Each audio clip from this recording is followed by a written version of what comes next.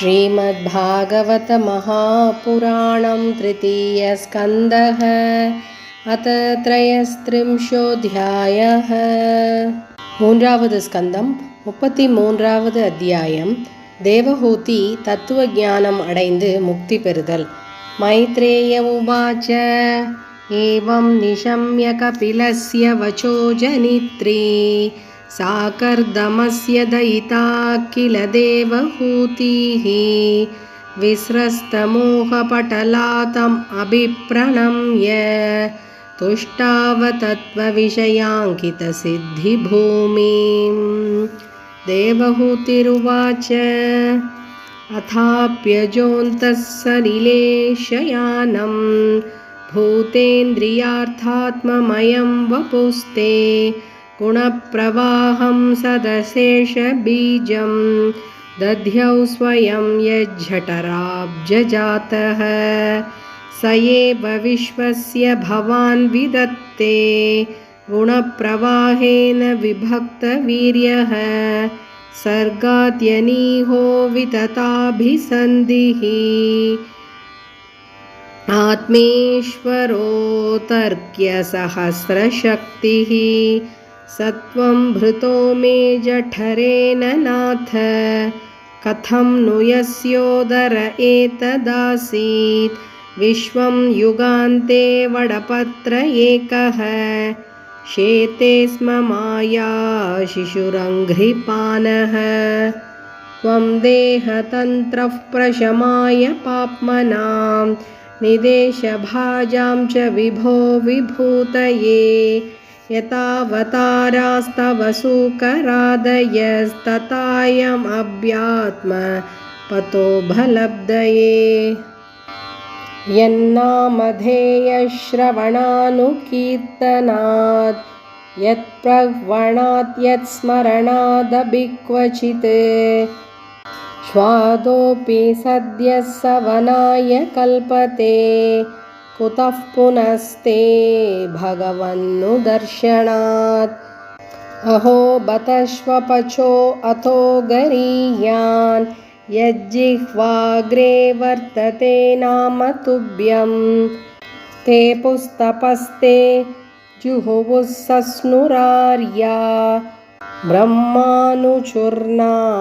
गृह्णन्ति ये ते तं त्वामहं ब्रह्म परं पुमांसं प्रत्यक्स्रोतस्यात्मनि संविभाव्यं स्वतेजसाद्वस्तगुणप्रवाहं वन्दे विष्णुं कपिलं वेदगर्भम्।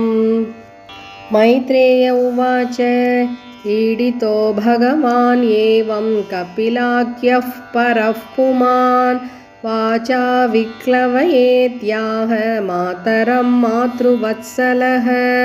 कपिल उवाच मार्गेणानेन मातस्ते सुसेव्येनोदितेन मे आस्थितेन परां काष्ठामचिरात् अवरोत्स्यसि श्रद्धत्स्वैतन्मतं मह्यं जुष्टं यद्ब्रह्मवादिभिः येन माम् अभवं याया मृत्युमृच्छन्त्यतत्विदः।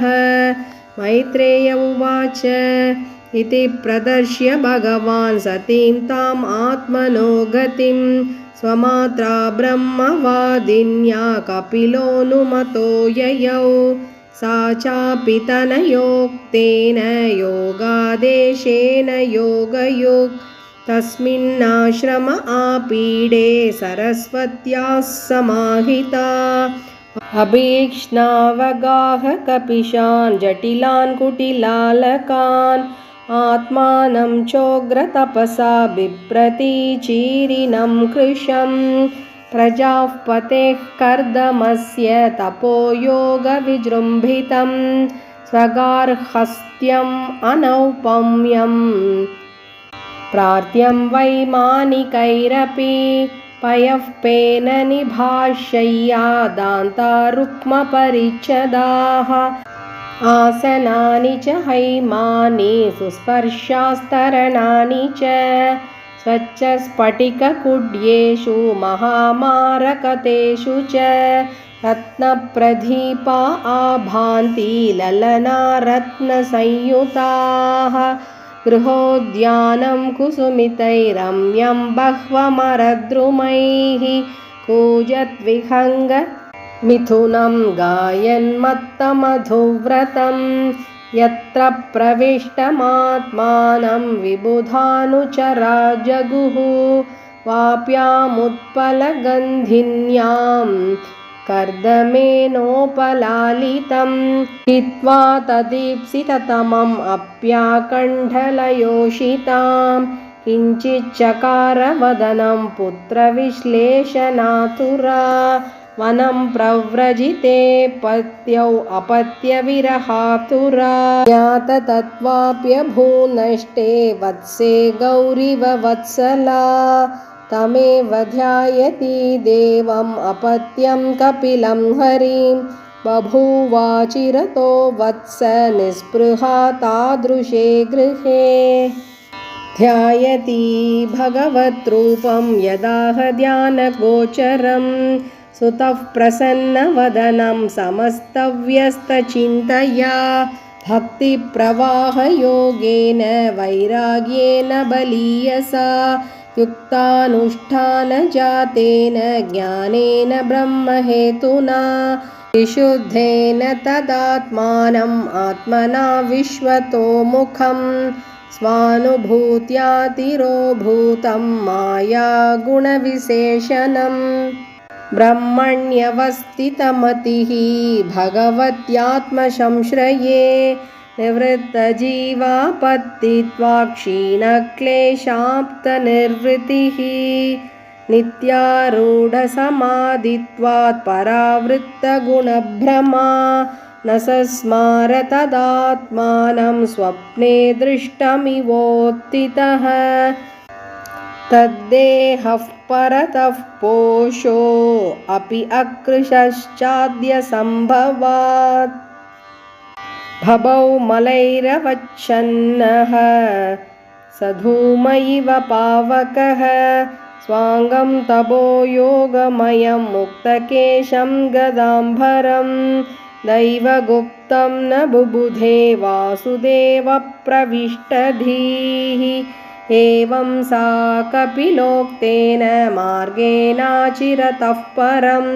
आत्मानं ब्रह्मनिर्वाणं भगवन्तम् अवापः तद्विरासीत् पुण्यतमं क्षेत्रं त्रैलोक्यविश्रुतं नाम्ना सिद्धपदं यत्र सा संसिद्धिम् उपेयुषी तस्यास्तद्योगविदुतमार्त्यं मर्त्यमभूत्सरीत् स्रोतसां प्रवरा सौम्य सिद्धिता सिद्धसेविता कपिलोऽपि महायोगी भगवान् पितुराश्रमात् मातरं समनुज्ञाप्य प्रागुदीचीं दिशं ययौ सिद्धचारणगन्धर्वै मुनिभिश्चाप्सरोगणैः स्तूयमानः समुद्रेण दत्तार्हणनिकेतनः आस्ते योगं समास्ताय साङ्ख्याचार्यैरभिष्टुतः त्रयाणाम् अपि लोकानाम् उपशान्त्यै समाहितः एतन्निगदितं तात यत्पृष्टोऽहं तवानग कपिलस्य च संवादो देवहूत्याश्च पावनः य इदमनुशृणोति यो विदत्ते कपिलमुनेर्मदमात्मयोगगुह्यं भगवती कृतधिः सुपर्णकेतौ उपलभते भगवत्पदारविन्दम् इति श्रीमद्भागवते महापुराणे पारमहंस्यां संहितायां तृतीयस्कन्धे कपिलोपाख्याने 33 इति तृतीयस्कन्धः समाप्तः। गोपिका जीवनस्मरणं गोविन्द गोविन्द।